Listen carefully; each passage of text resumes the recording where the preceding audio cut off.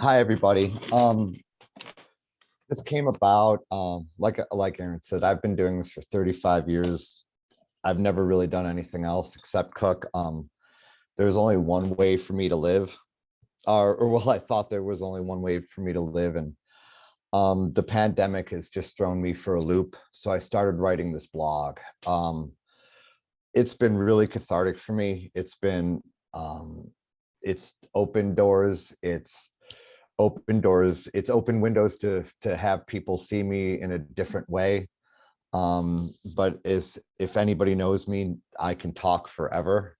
So I decided to print my blog out and read from it because I think that that's succinctly, uh well, it keeps me in focus, let's just be honest. And it leaves plenty of time for questions. I'm an open book, so ask me anything.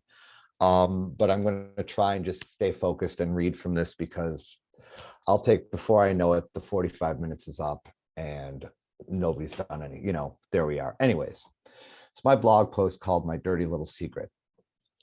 A surprising thing has happened to me as the pandemic has been steamrolling on. Besides ruining my calendar and disrupting every aspect of my life, I have had a remarkable number of conversations with a wide range of folks in the hospitality industry about mental wellness and the toll that this pandemic has taken on our industry and our careers. COVID has been a blessing and a curse for our industry. Everyone stopped working, everyone stopped dining out. In fact, everyone stopped going out, period. And this gave us cooks a second to breathe, to let our burns heal, to get the dirt out of our fingernails, to give us the opportunity to run toothpicks under our fingernails and finally get them clean. Maybe I should read my blog again instead of ad-libbing. See, there I go. This blessing is that we finally got to stop. The blessing is that we finally got to stop sacrificing, stop the long unpaid hours, stop the lower than living wage that we have tolerated for so long. If you think that the only, if you think it is only the smaller establishments that are guilty of lack of wages, think again. The larger corporations that answer to shareholders have made people rich by keeping people like us underpaid and expendable. The crush of being treated as expendable as you are putting your heart into something you truly love can be devastating. But to the shareholders, our combined creative contributions are only as valuable as the earnings it brings them quarter to quarter. One of us walks off the job, they immediately replace us with another desperate cook looking for quality of life and better wages. Thankfully for us, as this pandemic has droned on, we have had time to reevaluate our collective self-worth and figure out what makes us happy. We as hospitality professionals had time to reassess how we make a living and the conditions we tolerate. We found out it wasn't the status quo. For many years, it was customer was always king. Customer was always right, always a priority. And I never gave it a lick of thought because I was young and having fun. I worked grueling hours in this business because I love it. The people are great. Yeah, they're sketchy, but they're always good people. Just like me, we worked, we ate, we drank, we drugged, we slept together as it was all normal. We had each other's backs. We were dangerous cooks. We together, nothing could stop us. We were the kings and queens of all we surveyed. We didn't care about the toll it was taking on our mental well-being. The unpaid hours and the sacrifices to our lives outside of work were all worth it for the cuisine. You didn't quit because in this business, you never let your team down.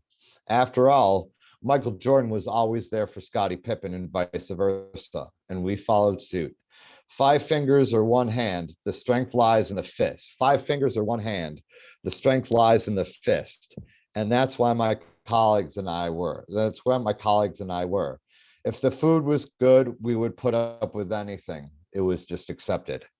No one used to talk about that, the late night drinking, the drugs that were everywhere, and that the later you stayed out, the harder the drugs got. The random drunken hookups that you immediately regretted and pretend to forget the next day.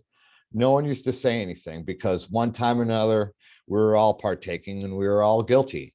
We let this happen. Hell, at a certain level, we even encouraged it. So we could revel in the stories of drugs and alcohol-induced debauchery the following day. We laughed because we were young, or in some cases, we still thought we were. and figured we can grow out of it eventually. But as the song goes, 5 to 1, baby, 1 to 5, no one here gets out alive. We bounced around from bed to bed and job to job as it was all normal. But the actual work, the job, that was the easy part for me. A job interview had always gone like this. I smile, I show my skills, I know that I'm qualified for whatever their position that I'm applying for. My confidence slash arrogance is shown in how I move about the kitchen. I own that shit and no one can touch my skills. I am the best cook in that kitchen at any given time, even if I am not. And I still say that to this day, and I still strongly believe that. Some things never die, I guess, but I am in my element. I am by force of will, I propelled myself through each hiring process with the confidence of a man who knew no better, and it always worked. Tragically, it's the human side of life that has always eluded me. I was and still am never sure I'm qualified to fit in society. Working for the same pay year after year because I needed work was all I knew, and all I thought I deserved. I didn't hold what I did in high regard. I didn't hold myself in high regard for that matter. I still think that anyone can do what I do. All it takes is experience. And like I tell my students, or right now my staff, I'm God's gift to nothing. I've just been doing this longer than you have been alive. So being a cook, and that's because what we really are, not really chefs, has always come easy to me. I never really gave any thought about what I put into it. I just showed up and succeeded, or so I surmised. It takes more than that, believe me. But what I was about to take myself and my skills for granted, no matter where I worked, I fully believed I couldn't quit this. I fully believed that I couldn't quit this, and this was the best that I can do. I got older and the song remained the same. I assured you that didn't change all that much. I may not have gone out to bars as much. Maybe the drinking and the drugs lessened over time, but Lord knows I still had my vices when the drugs and the alcohol took a back seat. They helped me hide my vices helped me hide from the shit in my everyday life that was piling up, and man, was it piling up. Strangely, in retrospect, obviously I had no idea. I replaced alcohol with chasing skirt, most of the time at the expense of my career. I can much too easily say it definitely wasn't healthy, but it made me feel good in the moment, which I desperately needed. Between abusively long shifts I willingly worked, I was as empty and pathetic as the day after the blowout half-empty bottle of nitrate smelled sour with pungent aftertaste of wretched. When I say this to you, it's me. I was always and every single time me they meant. Even if I had the guts to tell the women anything, usually I would ghost them. Though this was before the word, and usually I was finding the next woman just to drown out the memory of the last. They were right. I was a fucking cliche. And what worked for me before when I was younger and more resilient no longer worked, or felt good for that matter. As I got older, my pain was no longer dulled. In fact, it hung quite viscerally around my neck, choking me, pulling me underneath the toxic water that had become my life. Chasing the dragon wasn't as fun as they make it on Game of Thrones, nor is chasing skirt. I hurt a lot of people, or maybe hopefully I'm just not that important that I hurt no one. I wouldn't know, as I rarely ever spoke to those women again. The self-esteem battle has been continuous, unpredictable, and bumpy. Did I hurt the others, or did I hurt just myself? Am I a good person, or am I not? I know where I am good, and I know where I've always been good, in the kitchen. My one oasis in the desert, a port in the shitstorm that is my life, the life that I have become. I led everyone on, including myself, into believing something that wasn't true. I was anything to anyone wanted me to be on the surface: gregarious, happy-go-lucky, blessed, even. I was blessed even, but underneath, I was quite hollow. I was a great cook, but not necessarily a great human being. I didn't love myself. I didn't even like myself. Now, full of regret for everything I did in my past, I'm profoundly sorry.